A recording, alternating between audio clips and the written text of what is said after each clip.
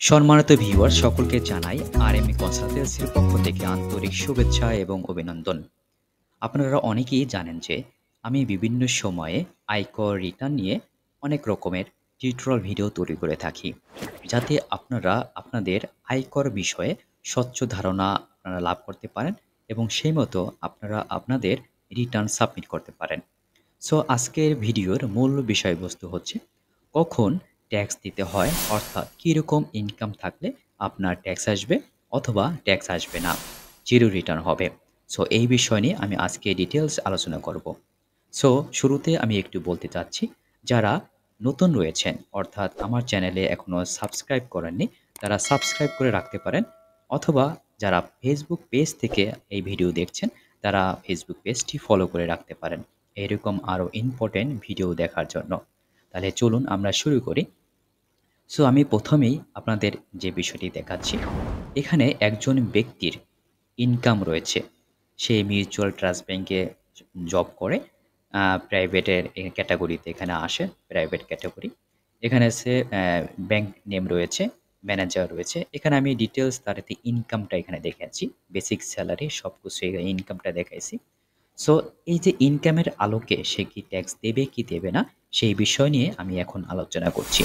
প্রথমে আমরা এক্সেলে যাব। এখানে যে ইনকামটা রয়েছে, এখানে দেখুন বেসিক পে আমি এখানে দিয়েছি, আদার্স অ্যালোয়েন্স যতগুলো তাই অ্যালোয়েন্স পায়, মেডিকেল হতে পারে, কনভেন্স, এরকম সব কিছু নিয়ে হচ্ছে তার 9 লাখ। এখানে আপনাদের একটু আমি একটু বোঝাচ্ছি যে টোটাল তার ইনকাম হচ্ছে এক অর্থ বছরের 9 লাখ। হুম, এখানে এক্সামটেড স্যালারি এখানে 3 লাখ হলো। কিভাবে হলো এখানে আমি ক্যালকুলেশন করে এখানে দেখাচ্ছি। মানে রুলস অনুযায়ী এখানে সর্বোচ্চ এক্সামটেড সে পেতে পারবে 5 লাখ টাকা পর্যন্ত। এখানে একটা শর্ত রয়েছে, এখানে 3 দিয়ে ভাগ করার পরে আসলো 3 লাখ এবং সর্বোচ্চ পাবে 5 লাখ। এই দুটোর মাঝে যেটা লোয়েস্ট হবে সেটাই কিন্তু এখানে গ্রান্টেড হবে, এখানে নিয়ে আসতে হবে। এখানে দেখুন ফর্মুলা আলোকে মিনিমাম মানে যেটা লোয়েস্ট থাকবে। তাহলে 9 লাখ থেকে 3 লাখ ডিডাকশন করার পরে তার 6 লাখ হচ্ছে তার ট্যাক্সেবল ইনকাম। তাহলে এই যে তার 6 লাখ ইনকাম আসলো, এই 6 লাখের ইনকাম থেকে সে কি ট্যাক্স দেবে কি দেবে না, কত হারে দেবে যদি ট্যাক্স দেয়, সেটা নিয়ে আমি আলোচনা করছি। আমি প্রথমেই আপনাদের যাচ্ছি নির্দেশিকা 2025-26 এখানে কি বলছে। এখানে বলা হয়েছে প্রথম তার ইনকাম, যে ওই যে 6 লাখ ইনকাম, 6 লাখের ইনকামের প্রথম 3.5 লাখ ইনকাম যেটা থাকবে সেটা কি শূন্য আসবে, মানে কোনো ট্যাক্স সে এখানে দেওয়া লাগবে না। ওকে, দেন পরবর্তী 1 লক্ষ টাকা, মানে টোটাল 6 লক্ষ টাকা। 6 লক্ষ টাকার পরে যে আপনার হচ্ছে 1 লক্ষ টাকা রয়েছে, সেই 1 লক্ষ টাকার উপর আছে 5%। পরবর্তী 4 লক্ষ টাকার উপরে তার কাছে 10%। ঠিক আছে, এভাবে সে ট্যাক্স দিচ্ছে। 5 লক্ষ পরবর্তী 15%, এখানেও 20%, এই 20 লক্ষ টাকা এখানে 25%, অবশিষ্ট 30%। তার তো টোটাল 6 লক্ষ। তাহলে আমরা দেখি এখানে ক্যালকুলেশন করে তার কি আসলো। তাহলে তো ট্যাক্সেবল ইনকাম তো 6 লক্ষ, 6 লক্ষ টাকা আমরা এখানে নিয়ে আসলাম, একটা ফরম্যাটের আলোকে এখানে চলে আসলো। সো ফার্স্ট স্ল্যাবে হচ্ছে 3.5 লাখ হচ্ছে জিরো, সেখানে ট্যাক্স কি আসলো, জিরো আসলো। ফার্স্ট স্ল্যাবে ওখানে আমরা কি বলছিলাম নির্দেশিকায়, পরবর্তী 1 লক্ষ টাকায় 5%। তাহলে 1 লক্ষ টাকায় কত আসলো, 5%-এ হচ্ছে 5,000 টাকা। নেক্সট এখানে 1.5 লক্ষ আসলো কেন, কারণ এখানে দেখুন 3.5 লক্ষ এবং 1 লক্ষ কি 4.5 লক্ষ। তাহলে 4.5 লক্ষ আর এখানে 6 লক্ষ, তাই 6 লক্ষতে 4.5 লক্ষ মাইনাস দেওয়ার পরে 1.5 লক্ষ আসে।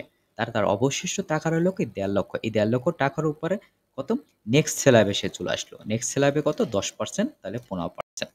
তাহলে টোটাল ট্যাক্স কত, 20,000 টাকা। তাহলে কি তাকে 20,000 টাকা এখানে দিতে হবে গভর্নমেন্টকে। তাহলে বোঝা গেল যে তার 6 লক্ষ হচ্ছে ট্যাক্সেবল ইনকাম। এই 6 লক্ষ ট্যাক্সেবল ইনকামের উপর ভিত্তি করে সে 20,000 টাকা তার কি ট্যাক্স দিতে হচ্ছে। এখন এখানে কথা হচ্ছে, তার যদি কোনো রিবেট থাকে, কোনো ডিপিএস থাকে, সঞ্চয়পত্র থাকে, শেয়ারে ইনভেস্টমেন্ট থাকে, সেখানে কোনটা সে রিবেট অপশনটা নিতে পারবে। এই পার্টটা আমি পরে বোঝাচ্ছি। তাহলে এই যে পার্টটা যে আমি দেখালাম, এটা এই রিটার্ন যখন আমরা ফাইলিং করব সেখানে কি দেখাচ্ছে, তাহলে চলুন আমরা সেটা দেখছি এবং আলোচনা করছি। এই রিটার্নে চলে আসলাম, তাতে টোটাল ইনকাম এটা আমি দেখাচ্ছি। ওকে, এখানে আমরা দেখে নিই তার টোটাল ইনকাম সেম আছে কিনা। ওখানে আমি দেখালাম কত, টোটাল ইনকাম হচ্ছে ৯ লক্ষ টাকা। হুম? আর দেখুন এখানে আমি যে ট্যাক্স এক্সাম্পটি অ্যামাউন্ট কত ৩ লক্ষ টাকা। ওই যে বললাম ৯ লক্ষকে আপনি ৩ দিয়া ভাগ দিলে ৩ লক্ষ আসবে। সো ৯ লক্ষ থেকে ৩ লক্ষ ডিডাকশন করার পরে কত আসলো? ৬ লক্ষ টাকা। এই ৬ লক্ষ টাকার উপরে কিন্তু তার কি আসবে? ট্যাক্স। তাহলে ট্যাক্স কত আসলো আমরা একটু দেখি। এখানে দেখাইলাম কত? ট্যাক্সেবল পেমেন্ট ঘরে আমরা গেলাম এবং এটা আমরা পাবো নিচের দিকে। এখানে দেখুন টোটাল অ্যামাউন্ট পেয়েবল মানে ফাইনাল পেয়েবল যেটা ট্যাক্স ২০,০০০ টাকা। আমি যদি আরো উপরে যাই সেখানে আমরা আরো ইন ডিটেইলস দেখতে পাবো। এই যে তার হচ্ছে ট্যাক্সেবল ইনকাম ৬ লক্ষ টাকা, ট্যাক্স এক্সামটেড ইনকাম হচ্ছে ৩ লক্ষ টাকা। মানে gross tax before tax rebate মানে ডিপিএস সঞ্চয়পত্র এগুলো নেওয়ার আগে তার ট্যাক্স কত আসলো? ২০,০০০ টাকা। সে তার যদি ইনভেস্টমেন্ট থাকে এখানে কোনো ইনভেস্টমেন্ট থাকে তাহলে সে কিন্তু এখানে রিবেট পাবে। আমরা এখন আলোচনা করছি তার কখন যে ট্যাক্স আসবে না।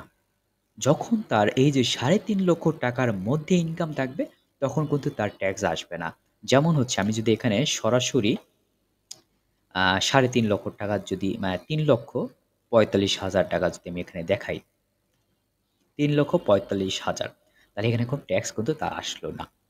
তার মানে কি ৩.৫ লক্ষ টাকার মধ্যে যদি তার ইনকাম থাকে তাহলে কিন্তু তার কোনো ট্যাক্স আসবে না। আমি যদি এখানে ধরি এটাও ধরি ৩,৪৯,৯০০ টাকা কোনো ট্যাক্স আসলো না। কিন্তু তার যখন ৬.৫ লক্ষ টাকা বা ৬ লক্ষ টাকা যখন আসলো, তখন করে ট্যাক্স আসলো। অবশিষ্ট কতর উপরে? ১ লক্ষ এবং ১.৫ লক্ষ। এই টাকার উপরে তার কাছে ট্যাক্স ৫ এবং ১৫ ২০,০০০ টাকা আসলো। তার যদি ইনভেস্টমেন্ট থাকে, কিসের ইনভেস্টমেন্ট? এখানে দেখাচ্ছি। তার যদি লাইফ ইন্সুরেন্স থাকে যেখানে ৪০,০০০ টাকা, তার যদি ডিপিএস থাকে ১,২০,০০০ টাকা। এখানে একটু বলে রাখি, একটা অর্থ বছরে সে সর্বোচ্চ ডিপিএস এ রিবেটের জন্য বা ইনভেস্টমেন্টের জন্য অ্যালাওয়েবল হচ্ছে ১,২০,০০০ টাকা। তার যদি সঞ্চয়পত্র থাকে সেখানে সর্বোচ্চ হচ্ছে ৫ লক্ষ টাকা। এই যে সে যে ইনভেস্টমেন্ট করলো ৪০,০০০ এবং ১,২০,০০০ টাকা, টোটাল হচ্ছে ১,৬০,০০০ টাকা। এখানে তার অ্যামাউন্ট অফ ট্যাক্স রিবেট কত? ২৪,০০০ টাকা। কারণ ১,৬০,০০০ এর উপরে ১৫% করলে এখানে কত আসবে? ২৪,০০০ টাকা। তাহলে এই পার্টটা চলে আসবে দেখো এই যে 15% অন অ্যাকচুয়াল ইনভেস্টমেন্ট ২৪,০০০ টাকা। আর ১৮,০০০ টাকা কিস থেকে আসলো? এই যে ৬ লক্ষ টাকা সে যদি ইনকাম করলো, ট্যাক্সেবল ইনকাম ৬ লক্ষর উপরে ৩% তার ১৮,০০০ টাকা। সে মেক্সিমাম ১০ লক্ষ টাকা হচ্ছে এই রিবেট, ট্যাক্স রিবেটের একটা অ্যালাওয়েবল পাবে। ঠিক আছে? মানে তার গ্রহণযোগ্যতা পাবে এখানে। সে নিতে পারবে। তাহলে একটা রুলস রয়েছে এই ৩ টার ভিতরে যেটা লোয়েস্ট সেটা এখানে আসবে ট্যাক্স রিবেট হিসেবে। তাহলে ১৮,০০০ টাকা। তাহলে তার তো টোটাল ট্যাক্স দিতে হচ্ছে ২০,০০০ টাকা। সে কিন্তু রিবেট নিচ্ছে ১৮,০০০ টাকা। তার অবশিষ্ট রইল কত? ২,০০০ টাকা। সে হচ্ছে ঢাকা ট্যাক্স জোনের, ঠিক আছে? একজন আয় করকর্তা।